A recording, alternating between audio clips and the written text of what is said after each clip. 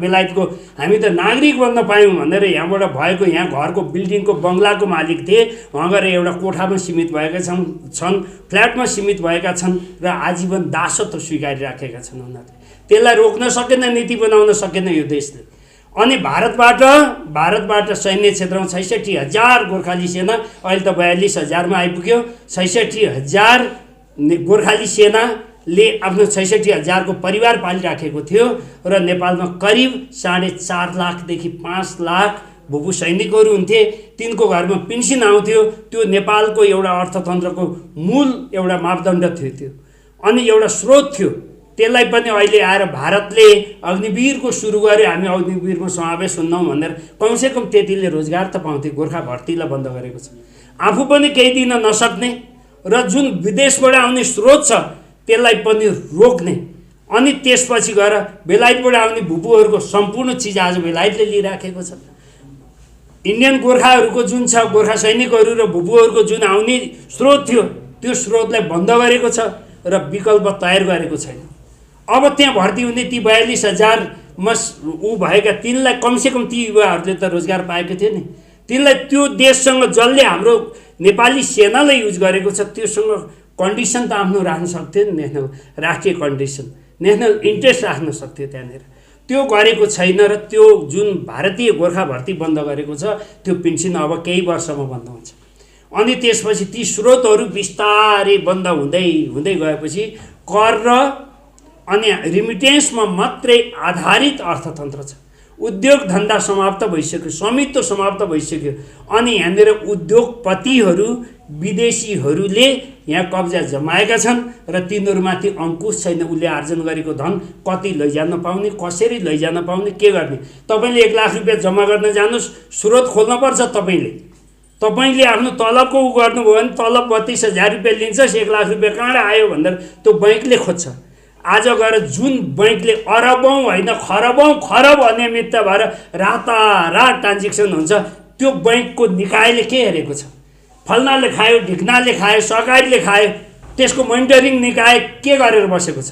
तमासा हेरेर यी राजनीतिका तालिम प्राप्त जमिन लिए बापत तिरेको पैसा प्लस त्यसमा एउटा ट्र्याक्टर प्लस त्यसमा 2टा बोरिङ के दिने हो। अनि यो राष्ट्र ब्याङ्कले दिने 3% को ब्याज दिएर हामीले पूर्वदेखि पश्चिमसँग 200 बिघाको एउटा प्लट बनाएर त्यो प्लटलाई चाहिँ हामीले अब लिलाम बडाबड गरिदिउँ।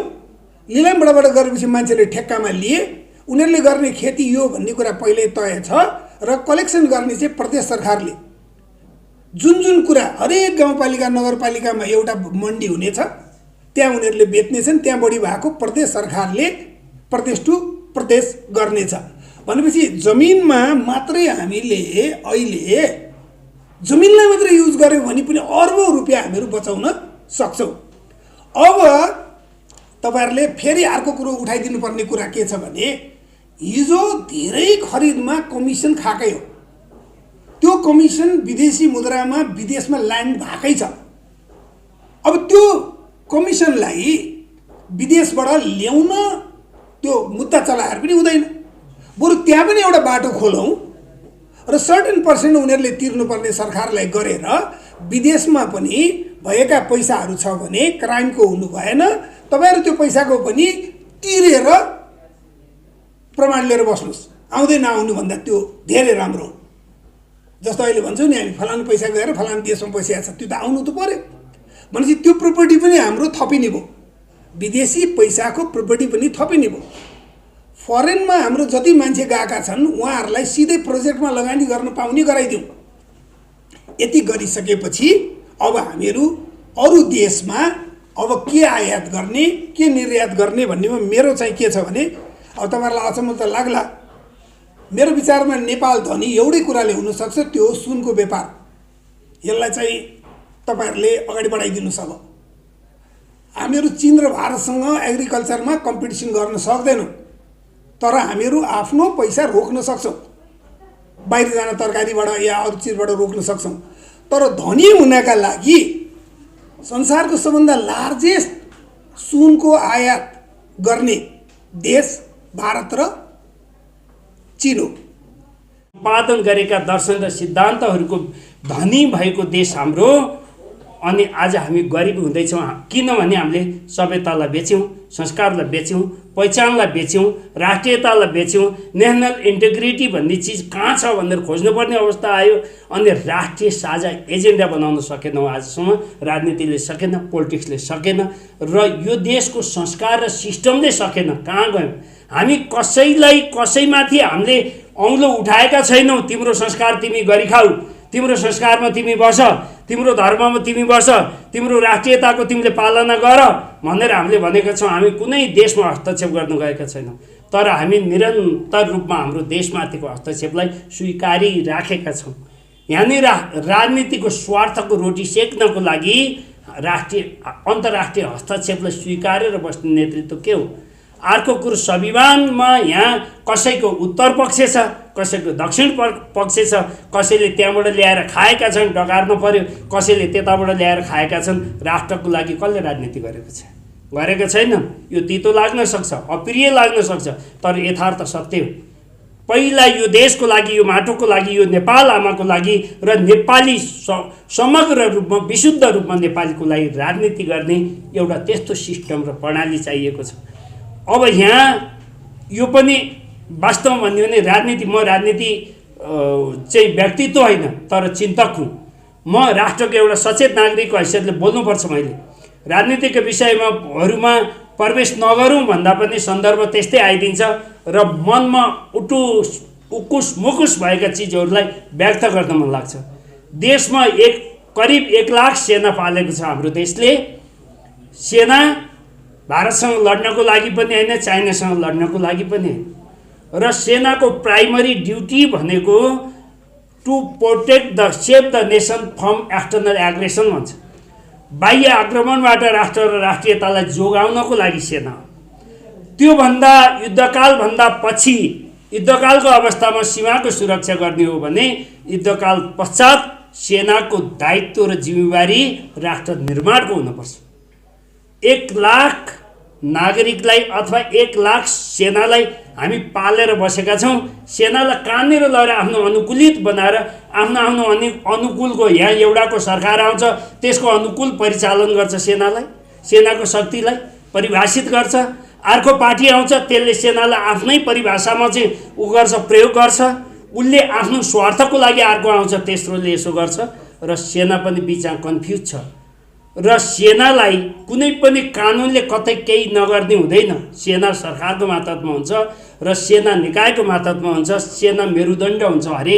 हरेक देशको मेरुदण्ड भनेको शक्तिको एउटा आँकडा लगाउने ठाउँ हुन्छ, राष्ट्रियताको मूल्याङ्कन गर्ने ठाउँ हुन्छ। र हाम्रो सेना व्यापारमा केन्द्रित छ, चाप्लुसीमा केन्द्रित छ। त्यहाँबाट सेनाले पनि अलिकता राष्ट्रियताप्रतिको शुद्धिकरण ल्याउनु पर्छ। र यति धेरै कसैको होइन, नेपालको सिङ्गो नेपालको सेना हुनुपर्छ। नेपाली सेना, यहाँ माओवादीको सेना होइन, गयो समय। यहाँ कङ्ग्रेसको सेना होइन, गयो समय। एमालेको सेना होइन, अब नेपाली सेना, नेपालको राष्ट्रिय सेना भनेर सेनाले काम गर्यो भने यो देश यति सानो छ। विकास हुनको लागि, राष्ट्रको लागि समर्पण होस्, त्यो सशक्त जनशक्ति छ सेनासँग, सशक्त शिव छ, जाँगर छ, क्षमता छ। राष्ट्र अन्तर्राष्ट्र हाम्रो सेनाले बुझेको छ, देखेको छ। त्यो सेनाले आफ्नो प्लान बनाएर राष्ट्र निर्माणमा मात्रै 1 लाख जनशक्तिमा हामीले सलाम र सल्युटको लागि, स्वागतको लागि 10,000 सेना छुट्याएर अरू राष्ट्र निर्माणमा प्रयोग गर्ने हो भने त्यो सेनाले हाम्रो अहिले विकासको बजेटहरू हेऱ्यो भने मर्नु लज्जास्पद स्थितिमा छ। 16%, 18% भन्दा विकास बजेट, म्याक्सिमम 30%, 40% विकास बजेट छुट्याउँछ, गर्न सकेको छैन। यदि त्यो सेनालाई लिएर प्रोजेक्ट र प्लानहरूमा चाहिँ सेनालाई इन्क्लुड गरेर काम गर्ने, ठेक्का दिने होइन, सेनालाई ठेक्का दिने होइन, मातहतमा राखेर काम गर्ने हो भने त्यहाँभित्रको शिव र जाँगरलाई राष्ट्र निर्माणको लागि प्रयोग गर्ने हो भने, किनभने सिभिल सेक्टरमा रहेका जति युवाहरू छन् ती त विदेशमा छन्। अनि अब सरकारले हामीले विदेशमा धन कमाउनु भयो मेरो छोरो भनेका छौँ, तर 40 लाख 50 लाख बाउको सम्पत्ति धितो राखेर गएको छ मेरो छोरो। अनि उसले आफूलाई दास बनाउँछ 50 लाख रुपियाँ बाउको, त्यसको 100 ब्याज फिर्ता नगरिन्जेलसम्म कसरी फर्किने भनेर। अनि त्यसले जिन्दगीभरि विदेशमै बस्छ र बाउलाई यहाँ त्यो ब्याज तिर्नलाई पैसा पठाउँदा पठाउँदा सम्पत्ति 20 वर्ष लाग्छ उसलाई छोरा दास बनाउने यस्तो सिस्टम बनाएका छौँ। पैसा लिएर सम्पत्ति लिएर यो देशको सम्पत्ति लिएर हाम्रा छोराले विदेशीलाई धनी बनाइराखेको छ। विदेशी अर्थतन्त्रमा टेवा पुर्याइराखेको छ र हामीले पुर्याएका छौँ। हिजोको समयमा बडा दुःखका साथ भन्नुपर्छ, ब्रिटिस लाहुरेहरू नेपालमा जति थिए, ब्रिटिस आर्मीका रिटायर्डहरू जति थिए, तिनीहरूको महिनामा पेन्सन 7.5 अरब रुपियाँ देशमा आउँथ्यो। 7.5 अरब रुपियाँ देशमा भित्रिन्थ्यो भने त्यो पैसालाई देशले राष्ट्रले कन्ट्रोल गर्न सकेन, यहाँ नेपालको बनाउन सकेन र बेलायतले बाटो भयो। त्यो पैसालाई फर्काउनको लागि नेपाली लाहुरेहरू हत्तर पत्तर बेलायतको हामी त नागरिक बन्न पायौँ भनेर यहाँबाट भएको, यहाँ घरको बिल्डिङको बङ्गलाको मालिक थिए, वहाँ गएर एउटा कोठामा सीमित भएका छन्, फ्ल्याटमा सीमित भएका छन् र आजीवन दासत्व स्वीकारिराखेका छन् उनीहरूले। त्यसलाई रोक्न सकेन, नीति बनाउन सकेन यो देशले। अनि भारतबाट सैन्य क्षेत्रमा 66,000 गोर्खाली सेना, अहिले त 42,000मा आइपुग्यो। 66,000 गोर्खाली सेनाले आफ्नो 66,000को परिवार पालिराखेको थियो र नेपालमा करिब 4.5 लाखदेखि 5 लाख भूभू सैनिकहरू हुन्थे। तिनको घरमा पेन्सन आउँथ्यो। त्यो नेपालको एउटा अर्थतन्त्रको मूल एउटा मापदण्ड थियो त्यो, अनि एउटा स्रोत थियो। त्यसलाई पनि अहिले आएर भारतले अग्निवीरको सुरु गर्यो, हामी अग्निवीरमा समावेश हुन्नौँ भनेर कमसेकम त्यतिले रोजगार त पाउँथे। गोर्खा भर्तीलाई बन्द गरेको छ, आफू पनि केही दिन नसक्ने र जुन विदेशबाट आउने स्रोत छ त्यसलाई पनि रोक्ने। अनि त्यसपछि गएर बेलायतबाट आउने भूभूहरूको सम्पूर्ण चिज आज बेलायतले लिइराखेको छ। इन्डियन गोर्खाहरूको जुन छ, गोर्खा सैनिकहरू र भूभूहरूको जुन आउने स्रोत थियो, त्यो स्रोतलाई बन्द गरेको छ र विकल्प तयार गरेको छैन।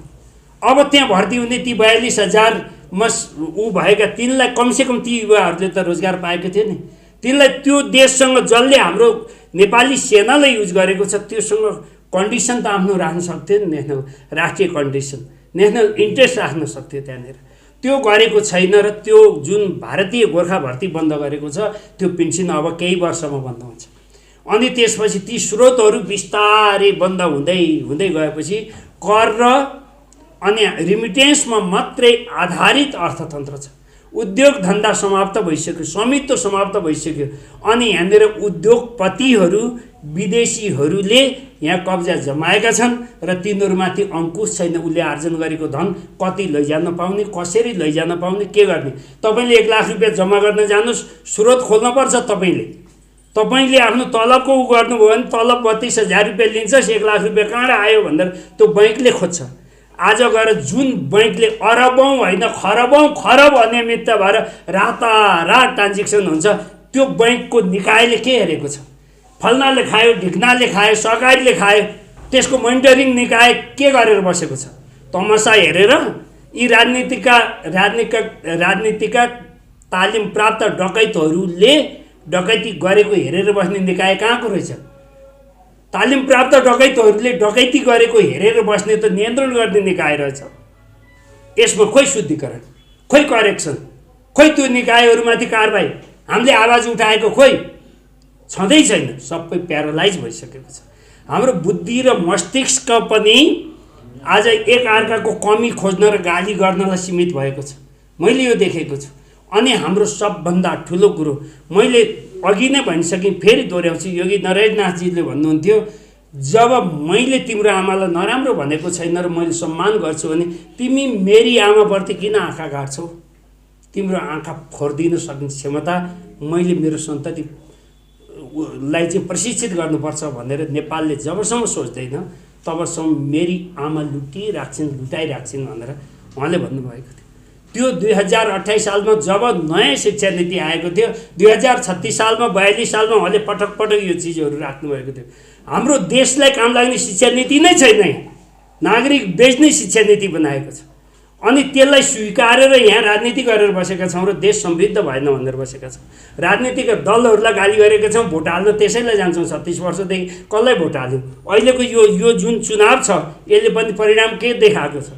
1 2 3 भन्दा अर्को केही पनि छैन भनेर देखाइराखेको छ। अनि हामी त्यसैमा छौँ। सबभन्दा यो कसरी भयो भन्दा हामी नैतिकताबाट पतन भयौँ, हामी संस्कारबाट पतन भयौँ, हामी धर्मबाट पतन भयौँ, हामी पहिचान र नेपालीपन अनि राष्ट्रप्रतिको उत्तरदायी सरकार बनेन, राजनीति बनेन र जवाफदेही सरकार बनेन र जिम्मेवार नागरिक बनेन। राज्यप्रति जिम्मेवार नागरिक पनि उत्तिकै हुनुपर्छ। जवाफदेही त सरकारमा भएन, नागरिक उत्तरदायी भएन राज्यप्रति। त्यसैले गर्दा आज यो देश यो अवस्थाबाट गुज्रिराखेको छ। अब मेरो विनम्र अनुरोध पत्रकार मित्रहरू, तपाईहरूले सबै धेरै विषयमा लेखिसक्नुभयो। भुटानीको बारेमा लेख्नुभयो, सहकारीको बारेमा लेख्नुभयो, सुनकाण्डमा लेख्नुभयो, धेरै लेख्नुभयो, पार्टीको निर्वाचनको बारेमा लेख्नुभयो, फलानु प्रधान न्यायाधीश भयो, प्रधानमन्त्री भयो, राष्ट्रपति भयो, लेख्नुभयो। अब धर्म संस्कार र संस्कृतिको राष्ट्रियताको बारेमा अलिक स्वरूपिणे ब्रह्मरुद्रादि सेव्याय श्रीभूमि सहितायते। नेपाल आमाको जय होस्। नेपाल आमा भन्न सबै हाम्रा अनन्त युगसम्मका सन्ततिहरूले सधैँ पाइराखुन्। यो मैले किन उद्बोधन गर्दैछु भन्दा आज नेपाल आमा भन्ने शब्द नै कतैतिरबाट मेटाउने हुन् कि भन्ने अवस्था छ यहाँ। र नेपाल आमा सङ्कटमा छिन्, त्यहाँभित्र अटाएका हामी सबै सङ्कटमा छौँ र समग्र नेपालीपन सङ्कटमा छ र नेपाली अस्तित्व सङ्कटमा छ। र यसको कारण के हो भन्ने कुरोहरू तपाईँ हामी मात्रै होइन, एउटा डाँडामा बस्ने भारी बोक्ने भरियाले अब बुझिसकेको छ, एउटा मन्दिरमा बसेर घन्टी बजाउने पुजारीले बुझिसकेको छ, एउटा टाउकामा टोकरी बोकेर आफ्नो दैनिकी चलाउनेले बुझिसकेको छ र गैँची बेल्चा चलाउनेले पनि बुझिसकेको छ। यो देश किन सङ्कटमा छ, कसले लग्यो सङ्कटमा र के हो फ्याक्टर। यहाँ धेरै बोलेर मात्रै हाम्रो देश अधोगतिमा गयो र म पनि आज यहाँ धेरै बोलेर मात्रै व्याख्या उपव्याख्या गरेर कुनै अर्थ छैन जस्तो लाग्छ मलाई। म त्यस्तोमा पुगिसकेको छु। किनभने एउटा भनाइ छ, सुन्दैन यदि सुन्नेले, बोल्नेले मात्र गर्नु के, नाङ्गाका देशमा धोबी गोही पाउला काम के। यो देश यस्तै भएको छ। यहाँ सबै कटाक्षमा र शब्दको वारमा यो देश अल्मलिरहेको छ। शब्दको भुमरी र कुहिरोमा देश अल्मलिरहेको छ।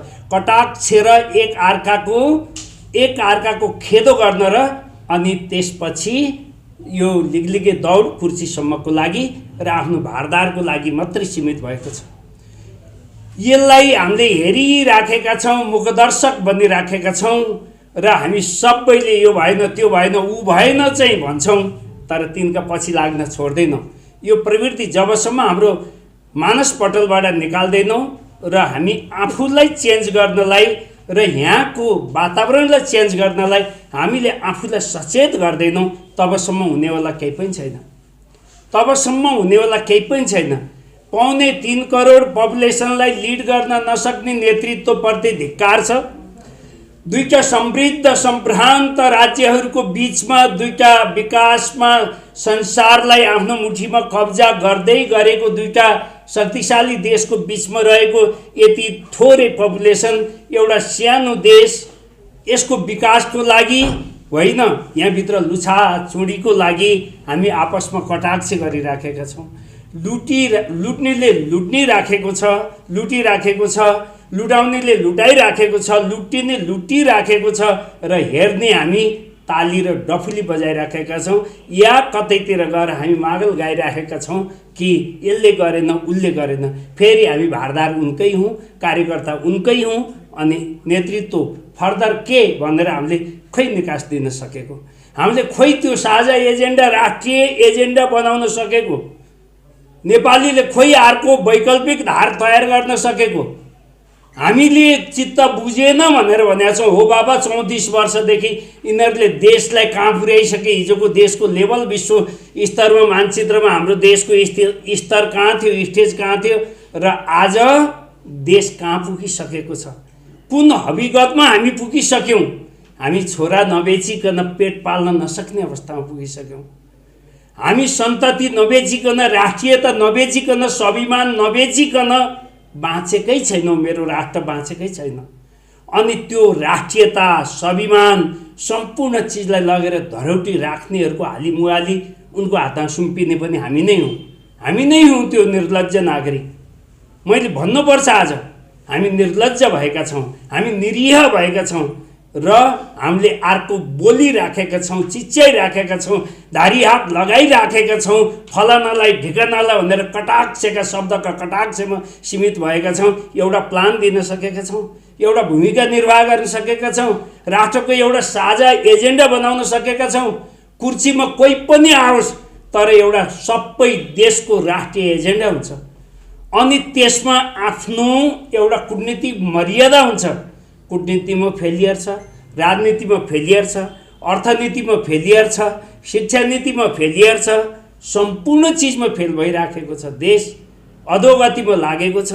अलिकता सचेत नागरिकहरूलाई बेचेर रिमिट्यान्समा अर्थतन्त्र निर्धारण गरिराखेको छ, छोरा बेचिराखेको छ, बाबुआमा बाटो अन्तिममा मलामीको लागि पनि अब भाडाका मलामी हामीले समष्टिपुरबाट हायर गर्नुपर्ने भइसकेको छ यो देशमा।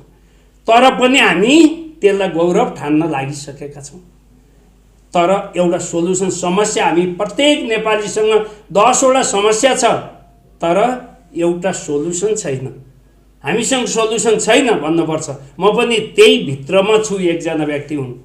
अनि यहाँ फलाके र गाली गरेर हामी त्यसमै मग्न छौँ। एउटाले अर्कोलाई कटाक्ष गरिराखेका छौँ, शब्दको एकदम धेरै चाहिँ प्रहार गरिराखेका छौँ। त्यसमै सीमित भएको छ राजनीति, त्यसमै सीमित भएको छ नागरिक, त्यसमै सीमित भएका छौँ हामी सबै। अब त्यसरी बन्दैन देश, अब त्यसरी देश बन्दैन।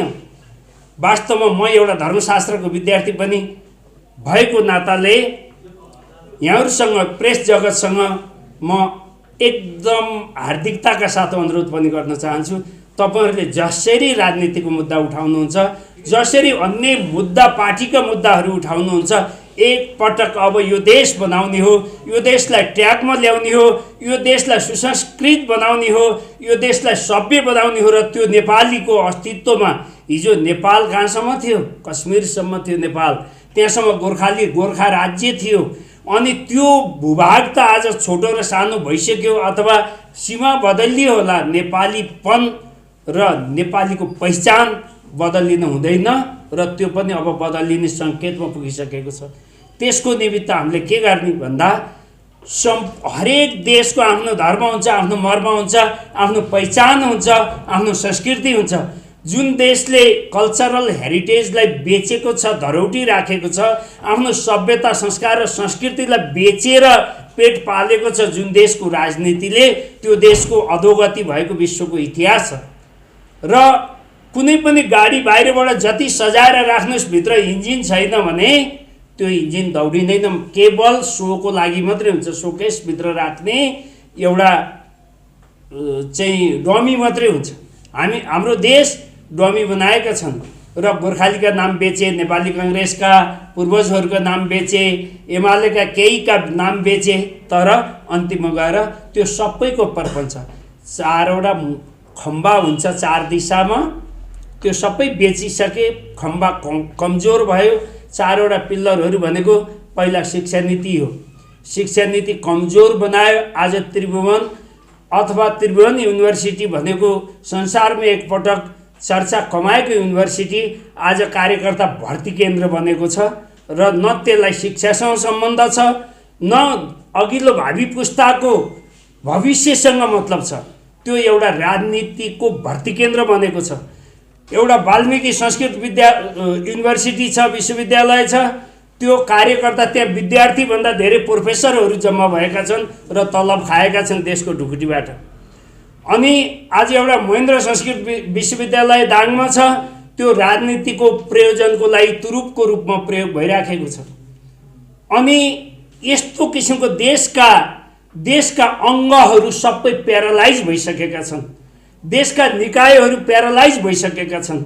देशको सिङ्गो देश क्यान्सरग्रस्त भइसकेको छ।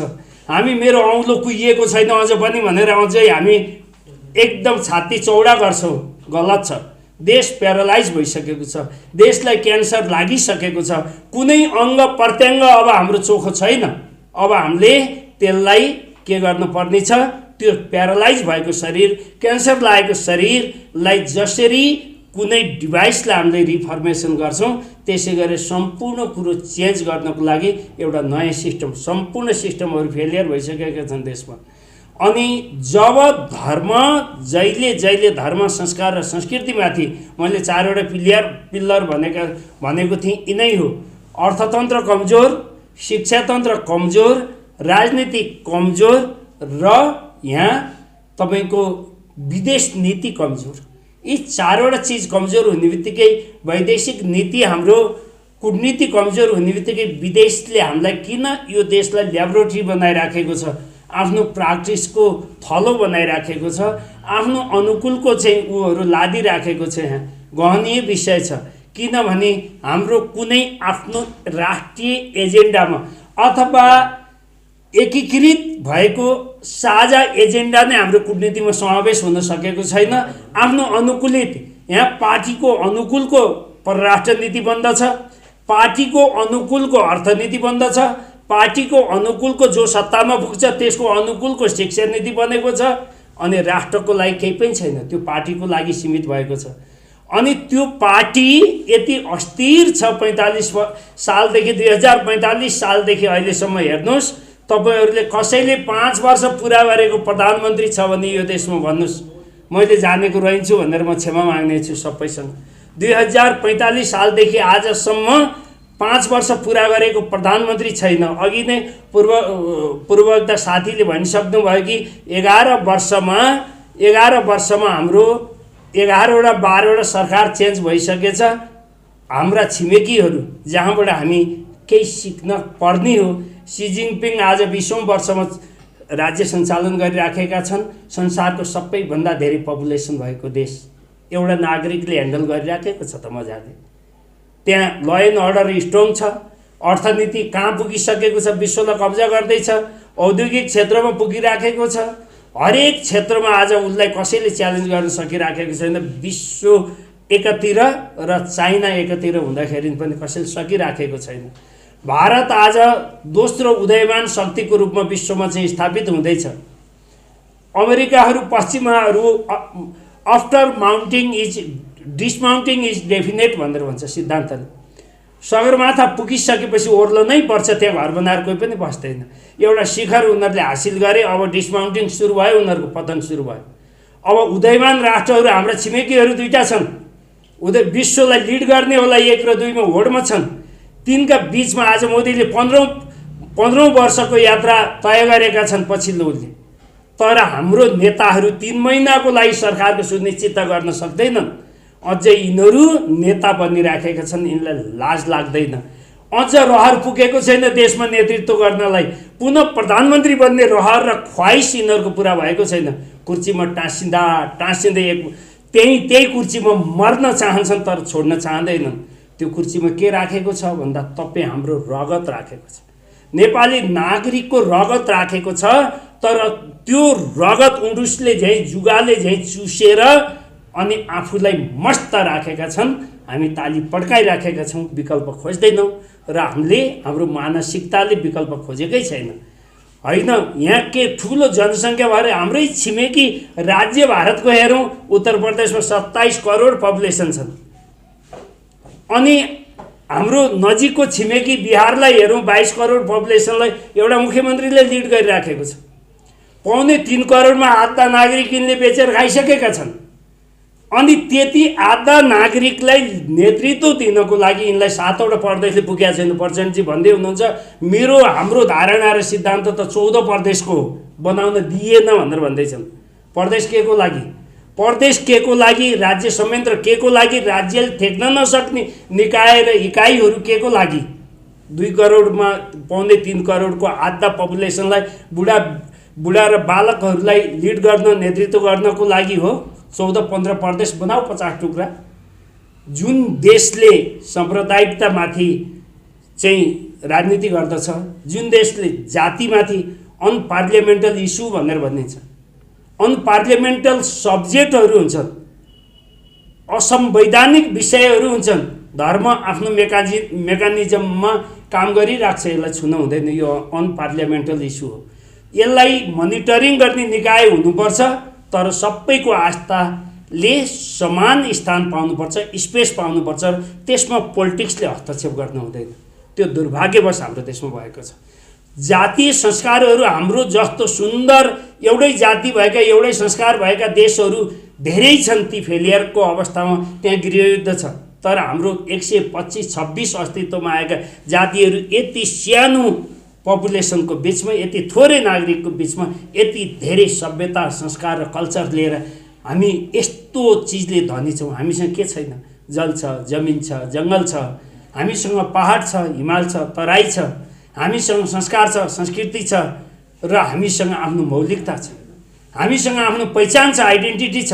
225 वर्ष पहिला आविष्कार भएको अमेरिका संसारको महाशक्ति राष्ट्र भन्दछ, जुन महाभारत काल पनि होइन, वैदिक ऋग्वेदको कालदेखि नेपाल भन्ने शब्द हाम्रो शास्त्रमा जहाँनिर उल्लेख छ, जहाँनिर शास्त्रले, हाम्रा धर्मशास्त्रले उल्लेख गरेको छ, वर्णन गरेको छ, त्यो संस्कार र संस्कृति रिसर्चरहरू र ऋषिमुनिहरूले बेलायतको हामी त नागरिक बन्न पायौँ भनेर यहाँबाट भएको, यहाँ घरको बिल्डिङको बङ्गलाको मालिक थिए, वहाँ गएर एउटा कोठामा सीमित भएका छन्, फ्ल्याटमा सीमित भएका छन् र आजीवन दासत्व स्वीकारिराखेका छन्। उनीहरूले त्यसलाई रोक्न सकेन, नीति बनाउन सकेन यो देशले।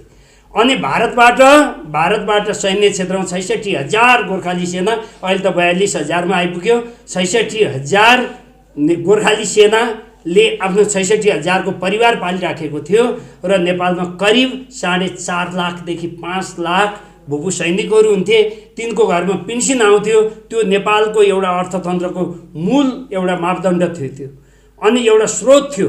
त्यसलाई पनि अहिले आएर भारतले अग्निवीरको सुरु गरे, हामी अग्निवीरमा समावेश हुन्नौँ भनेर कमसेकम त्यतिले रोजगार त पाउँथे। गोर्खा भर्तीलाई बन्द गरेको छ, आफू पनि केही दिन नसक्ने र जुन विदेशबाट आउने स्रोत छ त्यसलाई पनि रोक्ने।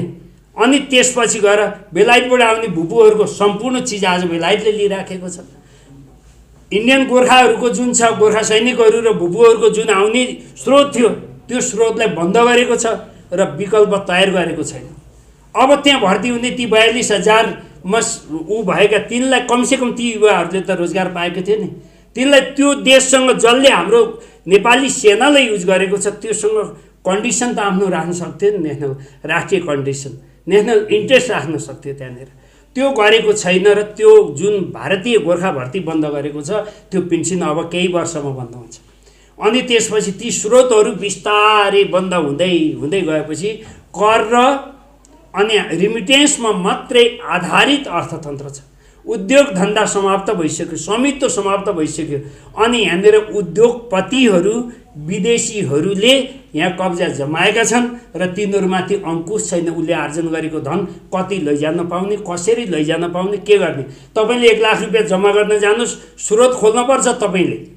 तपाईँले आफ्नो तलबको गर्नुभयो भने तलब 32,000 रुपियाँ लिन्छस्, 1 लाख रुपियाँ कहाँबाट आयो भनेर त्यो बैङ्कले खोज्छ। आज गएर जुन बैङ्कले अरबौँ होइन खरब अनियमितता भएर रातारात ट्रान्जेक्सन हुन्छ, त्यो बैङ्कको निकायले के हेरेको छ? फल्नाले खायो, ढिक्नाले खायो, सरकारले खायो, त्यसको मोनिटरिङ निकाय के गरेर बसेको छ? तमासा हेरेर यी राजनीतिका तालिम प्राप्त डपादन गरेका दर्शन र सिद्धान्तहरूको धनी भएको देश हाम्रो। अनि आज हामी गरिब हुँदैछौँ किनभने हामीले सभ्यतालाई बेच्यौँ, संस्कारलाई बेच्यौँ, पहिचानलाई बेच्यौँ, राष्ट्रियतालाई बेच्यौँ। नेसनल इन्टिग्रिटी भन्ने चिज कहाँ छ भनेर खोज्नुपर्ने अवस्था आयो। अनि राष्ट्रिय साझा एजेन्डा बनाउन सकेनौँ आजसम्म। राजनीतिले सकेन, पोलिटिक्सले सकेन, र यो देशको संस्कार र सिस्टमले सकेन। कहाँ गयौँ हामी? कसैमाथि हामीले औँलो उठाएका छैनौँ। तिम्रो संस्कार तिमी गरी खाऊ, तिम्रो संस्कारमा तिमी बस, तिम्रो धर्ममा तिमी बस, तिम्रो राष्ट्रियताको तिमीले पालना गर भनेर हामीले भनेका छौँ। हामी कुनै देशमा हस्तक्षेप गर्न गएका छैनौँ, तर हामी निरन्तर रूपमा हाम्रो देशमाथिको हस्तक्षेपलाई स्वीकारिराखेका छौँ। यहाँनिर राजनीतिको स्वार्थको रोटी सेक्नको लागि अन्तर्राष्ट्रिय हस्तक्षेपलाई स्वीकारेर बस्ने नेतृत्व के हो? अर्को कुरो, संविधानमा यहाँ कसैको उत्तर पक्ष छ, कसैको दक्षिण पक्ष छ, कसैले त्यहाँबाट ल्याएर खाएका छन्, डकार्न पर्यो, कसैले त्यताबाट ल्याएर खाएका छन्। राष्ट्रको लागि कसले राजनीति गरेको छ? गरेको छैन। यो तितो लाग्न सक्छ, अप्रिय लाग्न सक्छ, तर यथार्थ सत्य हो। पहिला यो देशको लागि, यो माटोको लागि, यो नेपाल आमाको लागि र नेपाली समग्र रूपमा विशुद्ध रूपमा नेपालीको लागि राजनीति गर्ने एउटा त्यस्तो सिस्टम र प्रणाली चाहिएको छ। अब यहाँ यो पनि वास्तवमा भन्यो भने म राजनीति चाहिँ व्यक्तित्व होइन तर चिन्तक हुँ। म राष्ट्रको एउटा सचेत नागरिकको हैसियतले बोल्नुपर्छ। मैले राजनीतिको विषयमा प्रवेश नगरौँ भन्दा पनि सन्दर्भ त्यस्तै आइदिन्छ र मनमा उकुस मुकुस भएका चिजहरूलाई व्यक्त गर्न मन लाग्छ। देशमा करिब 1 लाख सेना पालेको छ हाम्रो देशले। सेना भारतसँग लड्नको लागि पनि होइन, चाइनासँग लड्नको लागि पनि होइन। र सेनाको प्राइमरी ड्युटी भनेको to protect the save the nation from external aggression भन्छ। बाह्य आक्रमणबाट राष्ट्र र राष्ट्रियतालाई जोगाउनको लागि सेना। त्योभन्दा युद्धकालभन्दा पछि युद्धकालको अवस्थामा सीमाको सुरक्षा गर्ने हो भने युद्धकाल पश्चात सेनाको दायित्व र जिम्मेवारी राष्ट्र निर्माणको हुनुपर्छ। 1 लाख नागरिकलाई अथवा 1 लाख सेनालाई हामी पालेर बसेका छौँ। सेनालाई कहाँनिर लगेर आफ्नो अनुकूलित बनाएर आफ्नो अनुकूलको यहाँ एउटाको सरकार आउँछ, त्यसको अनुकूल परिचालन गर्छ। सेनाको शक्तिलाई परिभाषित गर्छ। अर्को पार्टी आउँछ, त्यसले सेनालाई आफ्नै परिभाषामा चाहिँ गर्छ, प्रयोग गर्छ। उसले आफ्नो स्वार्थको लागि अर्को आउँछ, तेस्रोले यसो गर्छ र सेना पनि बिचमा कन्फ्युज छ। र सेनालाई कुनै पनि कानुनले कतै केही नगर्ने हुँदैन। सेना सरकारको मातहतमा हुन्छ र सेना निकायको मातहतमा हुन्छ। सेना मेरुदण्ड हुन्छ। हरेक देशको मेरुदण्ड भनेको शक्तिको एउटा आँकडा लगाउने ठाउँ हुन्छ, राष्ट्रियताको मूल्याङ्कन गर्ने ठाउँ हुन्छ। र हाम्रो सेना व्यापारमा केन्द्रित छ, चाप्लुसीमा केन्द्रित छ। त्यहाँबाट सेनाले पनि अलिकता राष्ट्रियताप्रतिको शुद्धिकरण ल्याउनु पर्छ। र यति धेरै कसैको होइन, नेपालको सिङ्गो नेपालको सेना हुनुपर्छ। नेपाली सेना, यहाँ माओवादीको सेना होइन, गयो समय। यहाँ कङ्ग्रेसको सेना होइन, गयो समय। एमालेको सेना होइन, अब नेपाली सेना नेपालको राष्ट्रिय सेना भनेर सेनाले काम गर्यो भने यो देश यति सानो छ।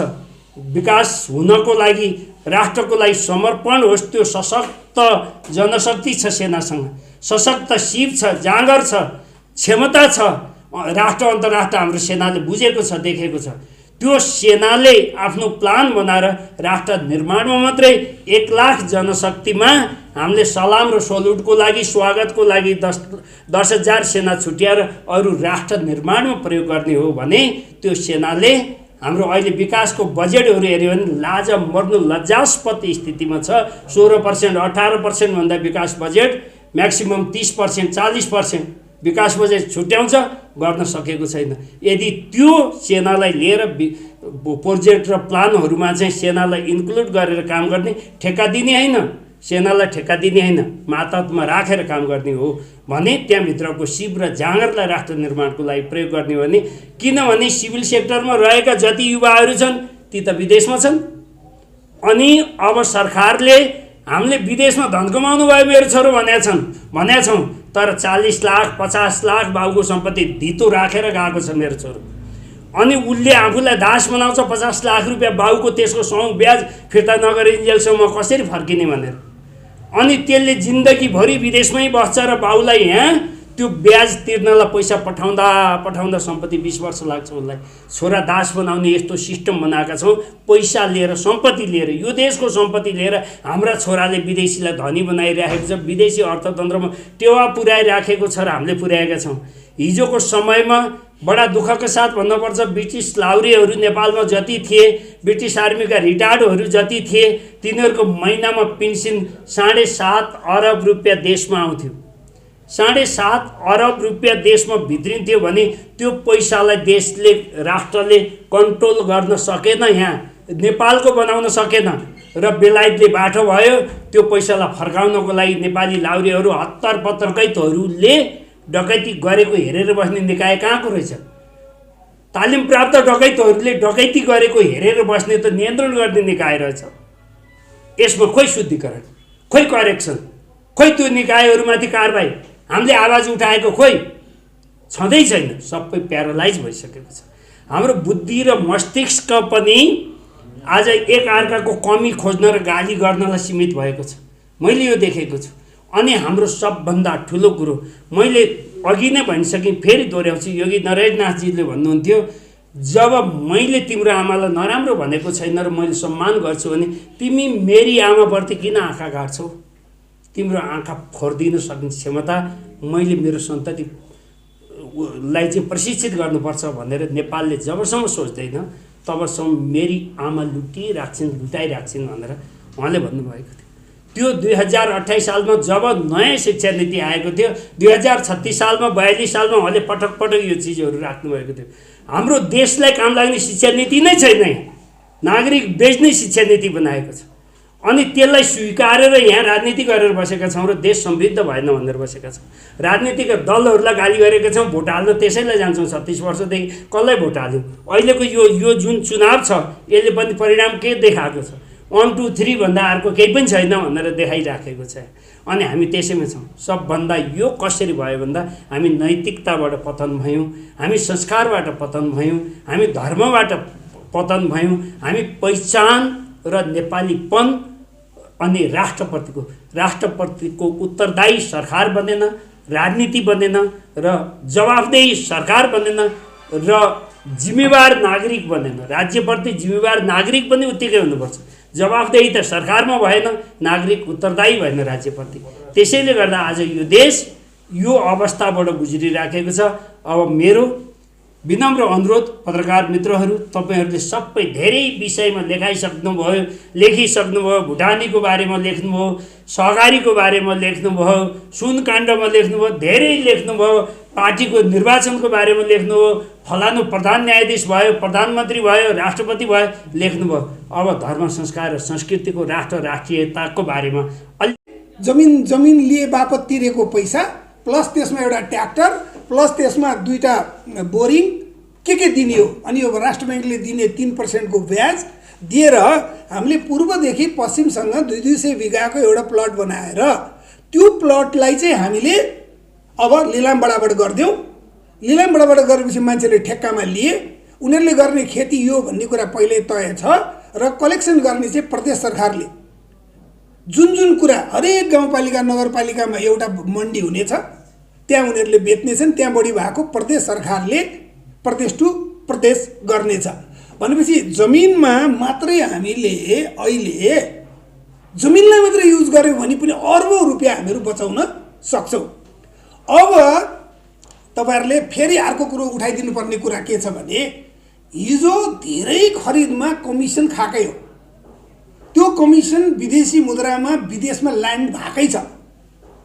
अब त्यो कमिसनलाई विदेशबाट ल्याउन त्यो मुद्दा चलाएर पनि हुँदैन। बरु त्यहाँ पनि एउटा बाटो खोलौं र सर्टेन पर्सेन्ट उनीहरूले तिर्नुपर्ने सरकारलाई गरेर विदेशमा पनि भएका पैसाहरू छ भने क्राइमको हुनु भएन, तपाईहरु त्यो पैसाको पनि तिरेर प्रमाण लिएर बस्नुस्। आउँदै नआउनु भन्दा त्यो धेरै राम्रो हो। जस्तो अहिले भन्छौ नि हामी फलानु पैसा गएर फलानु देशमा पैसा छ, त्यो त आउनु त पर्यो। भनेपछि त्यो प्रपर्टी पनि हाम्रो थपिने भयो, विदेशी पैसाको प्रपर्टी पनि थपिने भयो।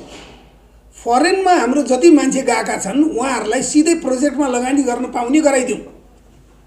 यति गरिसकेपछि अब हामीहरू अरू देशमा अब के आयात गर्ने के निर्यात गर्ने भन्नेमा मेरो चाहिँ के छ भने अब तपाईहरुलाई अचम्म त लाग्ला, मेरो विचारमा नेपाल धनी एउटै कुराले हुन सक्छ, त्यो सुनको व्यापार। यसलाई चाहिँ तपाईहरुले अगाडि बढाइदिनुस्। अब हामीहरू चीन र भारतसँग एग्रिकल्चरमा कम्पिटिसन गर्न सक्दैनौँ, तर हामीहरू आफ्नो पैसा रोक्न सक्छौँ, बाहिर जान तरकारीबाट या अरू चिजबाट रोक्न सक्छौँ। तर धनी हुनका लागि संसारको सबभन्दा लार्जेस्ट सुनको आयात गर्ने देश भारत र चीन हो। पिपुलमा आएन। हामीले गर्नुपर्छ के त भन्दाखेरि सुनको व्यापार ज्यादै ठुलो गर्नुपर्छ। हामीले भारतलाई हेरेर दुबईमा ठुलो सुनको पसल बस्यो, संसारकै ठुलो। चीनलाई हेरेर हङकङमा बस्यो र हङकङ र दुबई